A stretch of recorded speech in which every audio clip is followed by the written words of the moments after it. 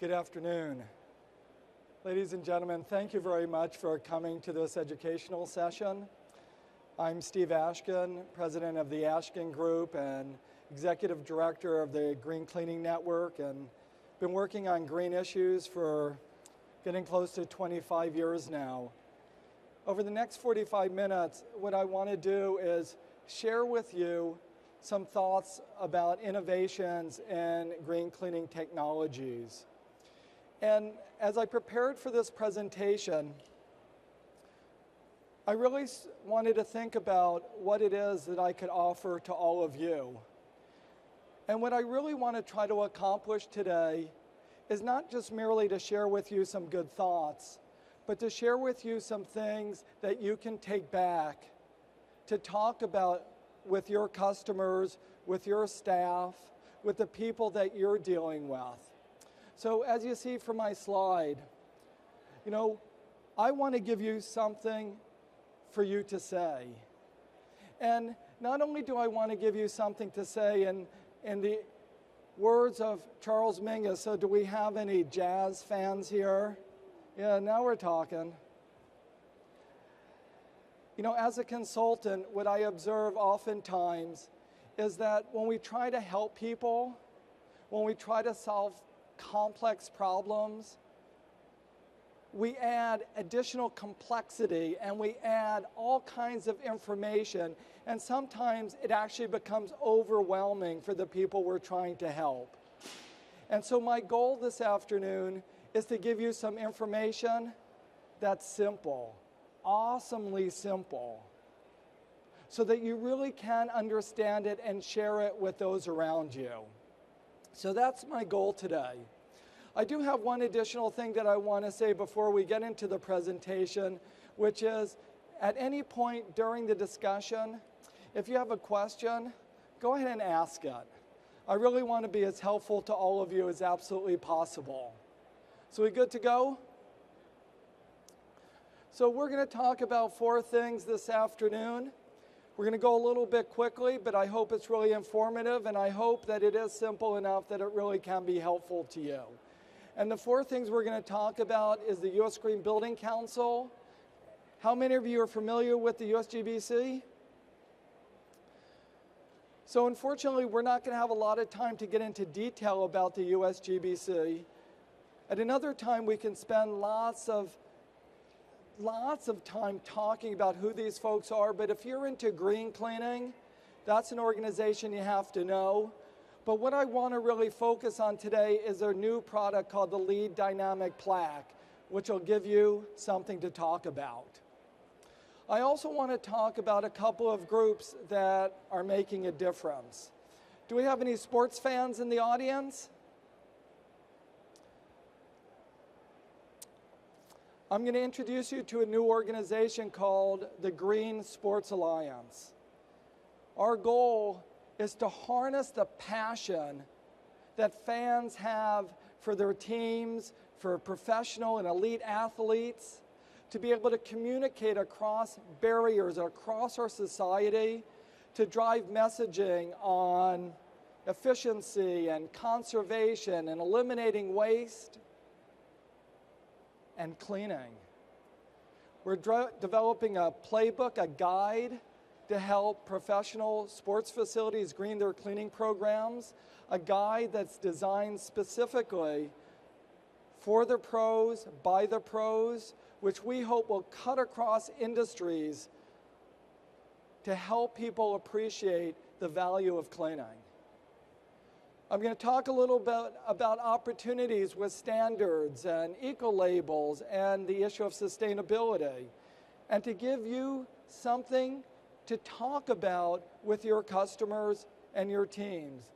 And finally, we'll spend most of the time talking about some of the innovative things that I saw on the trade show floor to stimulate some of your thinking and to really help make this whole program, not just my presentation, but the entire ISSA convention, that much more valuable to you. And just out of curiosity, this educational theater is next to the Innovation Awards area. Have you all been there? So you all have to do me a favor and make sure after the presentation to take a walk through. A lot of interesting technologies. So are we good to go? All right. So I want to begin by introducing the U.S. Green Building Council. And how many of you are members of the USGBC? Again, if you're into green cleaning, you have to become familiar with this organization. They are and have, through their LEED rating system, established what is the de facto national standard for green buildings, and we use it as the roadmap for what defines a comprehensive green cleaning program. The most important thing to understand about the U.S. Green Building Council is probably this very last little detail, the last bullet point, that today the U.S. Green Building Council and their LEED rating system is certifying 2 million square feet of floor space every single day. 2 million. That sound like a good number for any of you? Like to be cleaning an additional 2 million square feet a day, or supplying paper or chemicals or equipment? These guys are going places, and from a green cleaning perspective, everyone who participates in this program is already convinced that green's the way to go. And as a matter of fact, there are requirements for them to do a green cleaning program. So this is an organization from a sales and marketing perspective to look at from the perspective of prospecting, because these are your early adopters. So if you're not involved with this in your local chapters, this is something to really spend some time talking about. And by the way, we have with ISSA an educational program called Green Cleaning University. And we're also introducing a new program now on the updates to the LEED rating system, LEED version 4. David Hawley, would you stand up and raise your hand? So David runs Green Cleaning University, and he'd be happy to give you some information about that. But what I really want to talk about relative to the USGBC, to give you something to talk about,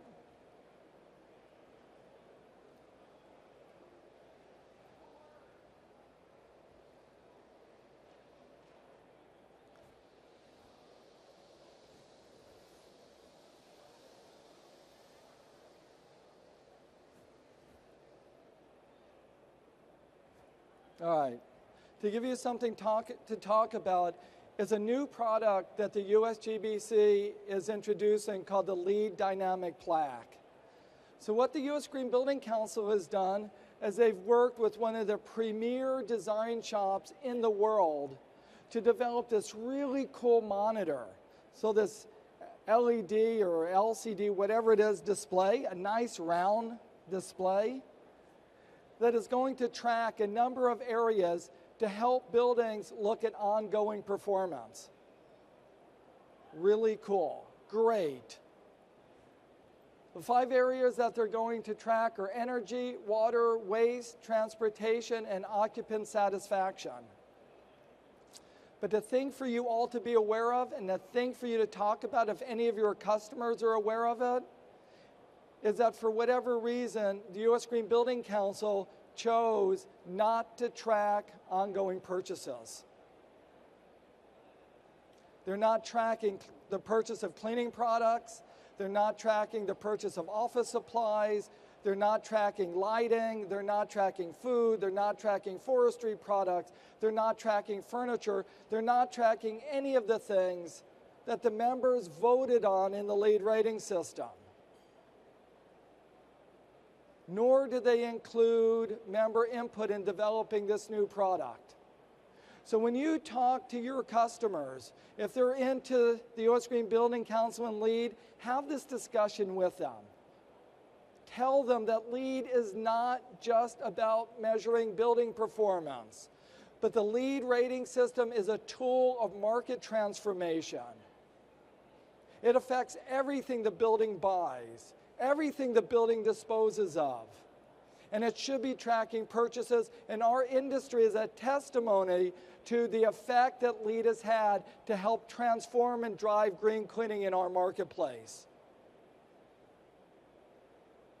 We will be meeting with them on the 19th, trying to encourage the USGVC to include purchasing, because I think it's important for our industry and many industries that have followed the same path and built the requirements around the LEED rating system. So please, be knowledgeable enough about this to simply say, it is cool, it is the future, performance is important, but they gotta track purchasing.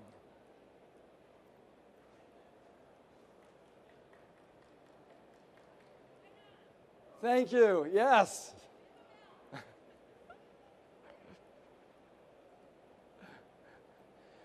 Next, I want to talk about a couple of groups to give you something to talk about. One of my favorite is the Healthy Schools campaign. They're here exhibiting in the exhibit hall, I think in the 2200 aisle. How many of you sell products or services to schools? These guys are amazing.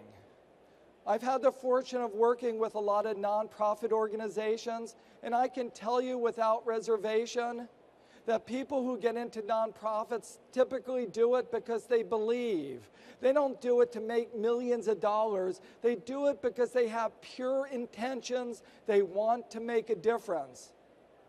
But that doesn't always mean that their execution is good. And good intentions alone are not good enough. So I'm proud to tell you that the Healthy Schools campaign, these guys are amazing at executing their strategy. And one of the things that they are working on is green cleaning in schools. They have a number of projects, their quick and easy guide to green cleaning in schools.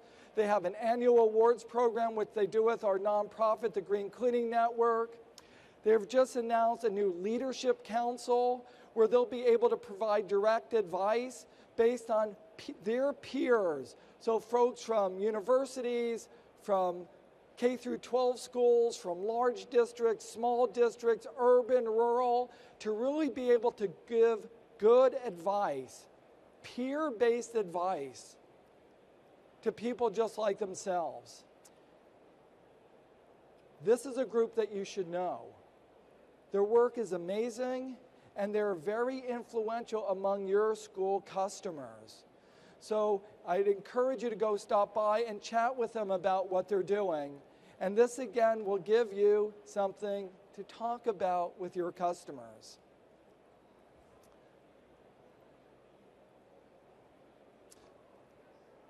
I have the pleasure of serving on the board of directors of the Green Sports Alliance. I confess that I'm a card-carrying tree hugger. Anyone else want to come out of the closet and admit to being one as well? At least we have a few hands being raised. Thank you, appreciate it. But all kidding aside, when I think about the issue of sustainability, I believe at this point it is an issue that is really discussed among the well-educated and the affluent. People who are just trying to put food on the table and to make their mortgage payment can't worry about sustainability. So we have failed in our ability to message to a huge portion of not only the American public, but to people all around the world. And I'm not talking about using words like green and sustainability. I'm talking about things like efficiency and conservation and eliminating waste. Values that I think everybody shares that somehow have gotten tied up in the politics around the word green. The Green Sports Alliance is working with the 20 major professional leagues around the world. So do we have any NFL fans here? Baseball fans? Basketball fans? We have FIFA, we have hockey, we have NASCAR, we have the major leagues involved with our initiative to help them green the operations of their facilities. And currently, we're in the process of writing a playbook for the pros, by the pros, on how to help them implement green cleaning in a sports facility. Not only do we believe that this will be an essential document for all professional teams, but for colleges, and we're going to drive it into high schools, rec centers, health clubs, any place that has athletic training, sports venues to help them green their cleaning programs. Beyond just what we're doing with cleaning, we believe the power of using sports and using athletes to be able to talk about these messages, including how important cleaning is going to have an amazing effect. So, I mean, just imagine a sports figure doing a public service announcement with his spouse, with their children standing there, and getting them to say, it takes a team to win. Everyone has to do their part. And one of the things that parents can do is to teach your kids how to wash their hands and to clean your homes as the most important things that you can do to protect their health. Candidly, that's a message that they don't want to hear from someone that looks like me, but from a sports figure, whether it's a race car driver or a basketball player. We have the ability to change the behavior and make a difference that is important for people's lives. Sound good? So one of the things that we're doing is we passed out a little flyer on our playbook. If you drop a card in our fishbowl, we're giving away a picture of Michael Jordan and Tiger Woods. And we'll just happily send you some information about the Alliance. This group is going places. Something very exciting for our industry, and hopefully your companies will participate. Again, it will give you something to talk about. Next, a little bit about some standards and eco-labels and sustainability. There is a lot going on in this space. Green disinfectants, any of you sell them? Really? The challenge with selling green disinfectants, and you saw the air quotes, is that historically US EPA forbid manufacturers and anyone selling disinfectants to make green claims about them. And the reason was they were concerned that if people thought they were safe, that it would lead to misuse of the products. So EPA forbid it. Over the last few years, EPA has started a work group to pilot green disinfectants. It's coming. Now they're working in partnership with the EPA's Design for the Environment program, who's also exhibiting here. It's a great program to consider because you can be among the first to sell products running through this program to give you and your people something to talk about. Also, if you stop by the Design for the Environment program, they're also looking at changing their logo and making it, you know, sort of more modern looking, up to date. Go by and tell them what you think. Help them make the decision and participate in the development of this program. It's easy to do. They've been great partners with our industry and great partners with ISSA. Another new one is the Sustainable Products Leadership Council. They're developing sort of an understanding of how we really look at the development of eco-labels. And I want to embarrass one of my friends, Nancy Geisler. Please, everyone say hi to Nancy. So Nancy's hiding back there. She's modest.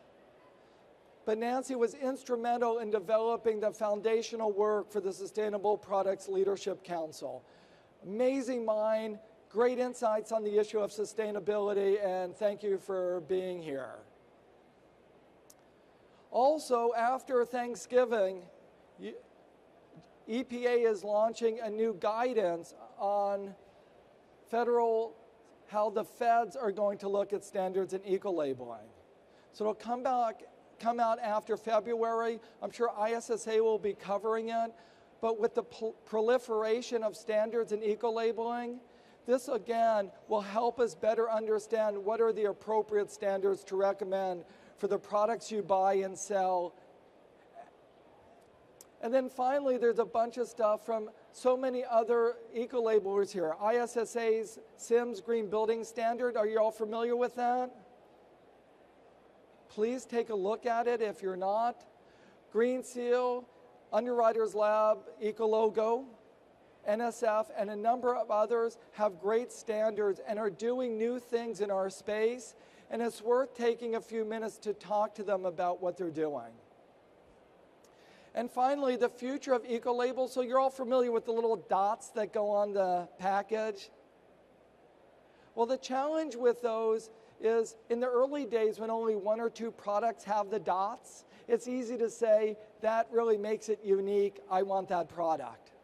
The problem with the dot now is that literally hundreds of manufacturers have that dot.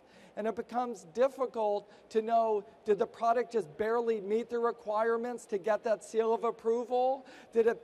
Was it really high above the standard? Was it really good in everything? Or was it just barely passing in everything, but in one area was really good? Those dots communicate virtually no information about the product, about the safety, health, environmental impacts associated with it. So in our industry, there's a new development of things called product declarations. They're like food nutrition labels. You will start seeing them in our industry. We will start pioneering these things. Should be aware of them. Ask your suppliers about them.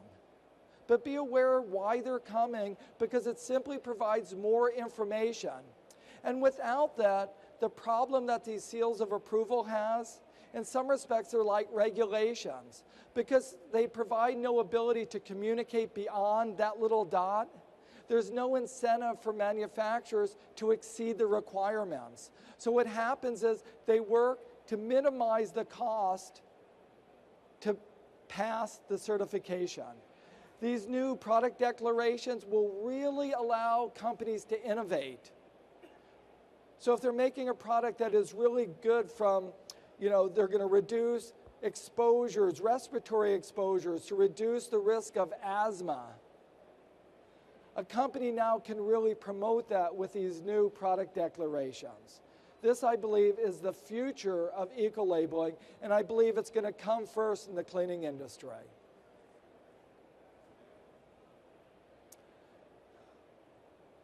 Now that we've done so much work on the issue of green cleaning and improving the quality of our products, the next major thing is the issue of sustainability. And you should have some things to talk about. And please recognize that I'm not here to preach to you, and I'm not here to politicize this. Think of sustainability as just being efficient and reducing waste. That's all it is. We need to use natural resources more efficiently. And when we do that, 2 amazing things happen. We reduce environmental impacts, and from a business perspective, we're saving money. It is a true win-win. So let's forget about all the politics of this. This is important for your companies. It's important for your customers.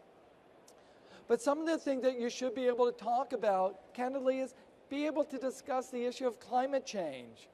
Just earlier this week, the International Panel on Climate Change came out with their 5th report.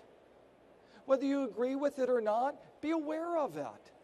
Be able to talk about the science, talk about the controversy.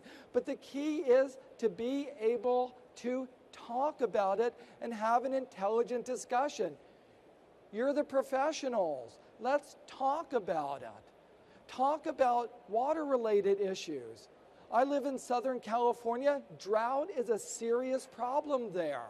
How do we develop cleaning programs to reduce consumption of water? Do any of you do laundry programs? Do we have any, right? We can help our facilities significantly reduce water consumption. How many of you in your cleaning programs use microfiber products? They have significant water savings benefits associated with it. These are things that all tie into sustainability. Programs that reduce energy consumption, programs that are more efficient. These are sustainability connections that you should be able to talk about. And the last thing is, for your companies, I encourage you to start tracking and reporting on your own efforts. Green is about products, but sustainability is really, to me, about how your companies operate, what you are doing. So it's not just the products you make, but how you make the products, how you operate your business. The demand for sustainability and the opportunity it can provide you in the ability to talk to your customers, and perhaps more importantly, to operate more efficiently and save money will help your bottom line. This is something I really want to encourage all of you to start thinking about. Do any of you in this room do a sustainability report? I know Nancy does. And who are you with? A small company out of Virginia. Thank you very much. All of us. And you know, the cool thing about this is I bet you are all doing many things to be very proud of. You're just not getting credit for it. Use it to differentiate yourselves from your competition. It's good business, it'll help you sell, and it'll help you get credit for what you're doing. And as you look at the trends and you track opportunities and you engage your own employees, you'll drive greater and greater participation and profitability in your organizations. And this is an issue that is definitely on the horizon. So last, I want to spend some time talking about innovation. I have to confess that I'm a big fan of Steve Jobs. Any of you have any Apple products? You know, I'm almost surprised that everyone's hand doesn't go up. I mean, there were a lot of brilliant people that did amazing things. This guy did several amazing things. Not only did he help transform the personal computer industry and desktop publishing, he totally changed the music industry. Think about that. Not just computers, he changed the entire music industry. And now Apple was changing phones, the telephone industry. Amazing mind, amazing innovator. So I want to spend a little bit of time talking about some innovations that I saw while I was here. And the pictures that I use are just some examples. There could have been many, many, many others. But let's begin talking about chemicals. And again, please stop by the Innovation Center. And for those of you who make interesting products, I would love to hear about them so we can share about them and inspire others and frankly encourage the marketplace to reward you for your efforts. So many new developments relative to dilution control and reducing packaging. Interesting things that can help span the traditional dispensing systems and the ready-to-use products. So to help us be able to use chemicals more efficiently. Opportunities to reduce energy and water consumption. So equipment that can do these things. Chemicals that work in cold water. Lots of microfiber products. Carpet scrubbers that recycle the water. The issue of green disinfectants. We talked about what EPA is doing. But one of the other things that I love, I've talked to a couple of companies here that have introduced new solvents. So for those of you who are chemical manufacturers, new solvents that have been developed specifically for our industry that not only perform effectively, but also meet the health and environmental requirements of this new age. Greener solvents. And again, this is an opportunity for you guys to be some of the first to either sell those products, to use those products in your services, and to really help us make a difference. I've also been really impressed by the equipment manufacturers and the chemical companies that are looking at these new technologies where they're actually turning water into an effective cleaning solution. From an environmental perspective, to be able to eliminate the impacts that are simply associated with the manufacture of plastic bottles and cardboard shipping cartons, the transportation that goes along with those to get them from manufacturer to distributor to the end user. All the environmental impacts with the raw materials, all those things are being replaced by these technologies. This is something that I think is going to be so interesting in the future. And currently there's 3 different types of technologies, and I have to tell you that today, I don't know which is going to be the winner. But competition is great. There are brilliant people in our industry. Test them, help them make the best technologies, and let's drive this into the marketplace. And please don't misunderstand, chemicals are important. We're not going to eliminate all of them. We have floor finishes, we have all kinds of specialty products, but there is real opportunities to do better, and that's our goal, to make a difference every place we can. 2 last things, I think there's new opportunities and developing opportunities with enzymatic cleaners and bio-based products, and ultimately, the drive for transparency and ingredient and information disclosure is only going to continue. And I want to encourage all of you to reward companies that really are being transparent about the ingredients that are going in their products. Because as a purchaser, as a product user, you have a right to know what's in the products that you buy, that you're exposing your workers to, that you're being exposed to, and certainly that are exposing children and other vulnerable populations. In the paper industry, it was interesting in the Innovation Center, looking at the number of paper companies that are doing really cool things.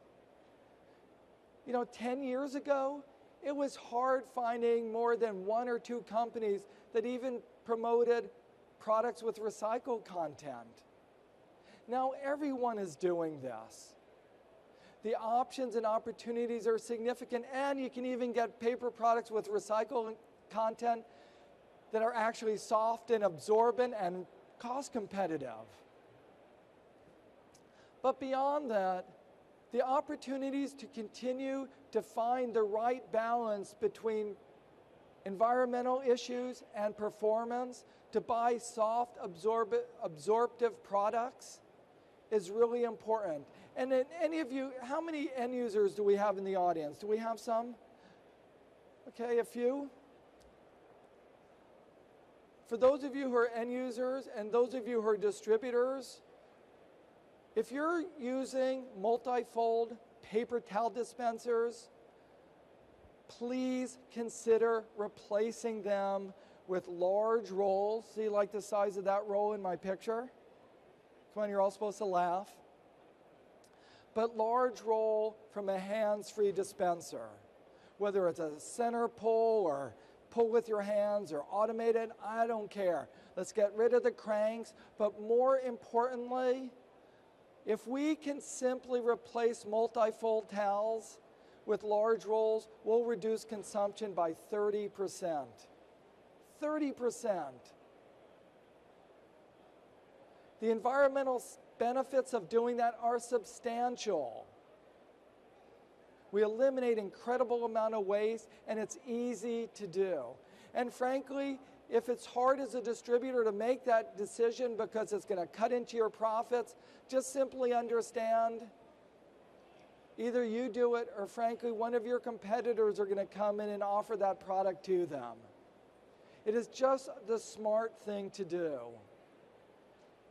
But some of the products you'll find in the Innovation Center on paper are those with a Forest Stewardship Council certification, FSC certification, other products based on agricultural waste, and one of my favorite are those that are plantation grown with rapidly renewable fibers.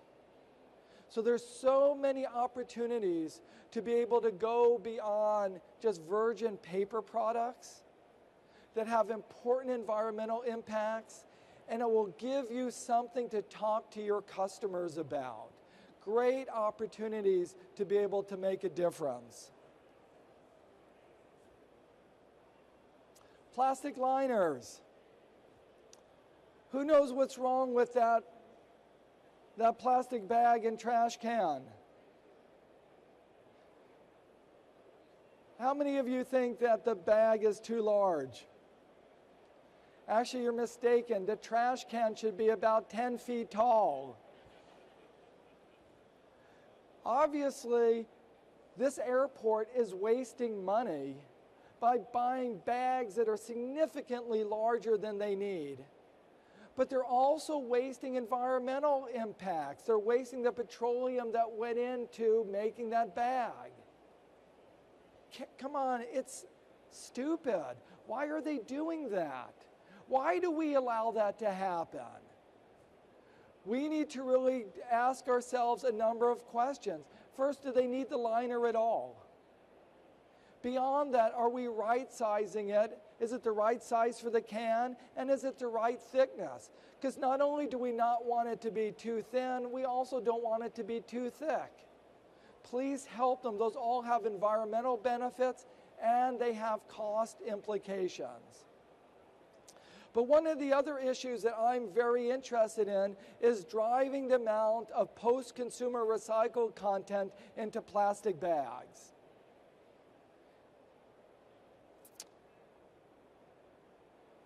I'm almost speechless to tell you how much I struggle with my clients, and I deal with a lot of building owners who use virgin plastic bags. So they take this amazing resource. Petroleum is an amazing natural resource, but it is non-renewable. Once we use it up, it is gone. And we take this amazing resource, turn it into a garbage bag designed to be thrown away in a landfill. How wasteful. We should be using recycled materials in these bags. There are companies here that are going far beyond the EPA requirements of just 10%, with companies making bags 30, 50, 70, even 100% of their resin made from post-consumer recycled content. The environmental benefits are staggering, and they're figuring out how to do it cost competitively. Please take a look at what they're doing. It is easy. And if you're doing stuff with compostable bags, make sure you're asking yourself, is there really a composting facility that this material is going to go to? Because if there is not, why waste our money on a compostable bag? Whether or not technically it could be composted, but if there's no composting facility, just use a recycled content bag. That's a good thing to talk to your clients about. Equipment.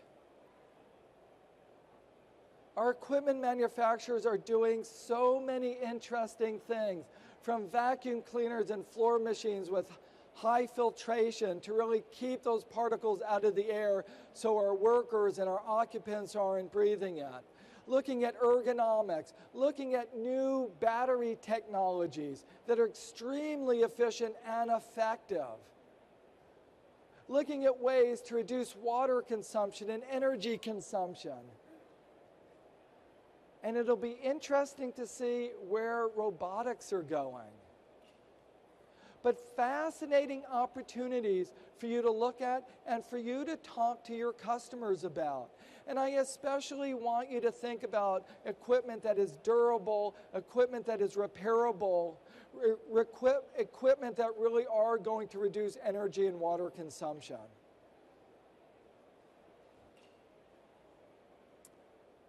Entryway mats. The best thing I can tell you when I look at entryway mats is to buy good ones. Is that simple? High quality mats, and of course, as you know, there's different mats for different applications. We use different mats if we're just trying to capture dust from ones where we're trying to look at water and mud and other types of contaminants. Buy and sell good mats and help your customers get good ones. The impacts on cleaning and having the right size are substantial. They're our first line of defense, but just make sure your cleaning programs are designed to keep the mats and the entryways cleaned. And then there's other environmental benefits about using these kind of things, looking at recycled content or those that are PVC free and other environmental benefits made from recycled rubber car tires. Interesting opportunities that will give you something to talk about. And last but not least, in every product category, there are opportunities for you to just ask the right questions. Whether we're talking about using microfiber products to help reduce water and chemical consumption, or we're talking about all these different products and the opportunity to include recycled content in it, whether they're recycled plastics or recycled metals, or if they're able to rebuild them or to reuse them. Interesting opportunities. But one of the other things that's important is buy good quality materials. You know, I understand as an industry, there's so much cost competition, price pressure, that sometimes we feel obligated to buy the least expensive product that's available. But sometimes it is so much better for our workers, for our productivity, and for the environment, not to mention the bottom line, to buy products that really work well. And there's a good environmental story to tell with that. And the same thing is true with the issue of repairability.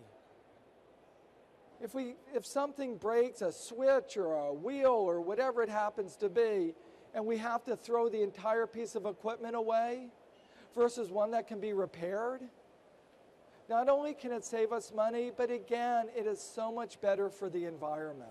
So in all these product categories, it's simple if we're just asking the right questions and really trying to see what our industry, our manufacturers, our suppliers can really offer us that can really make a difference.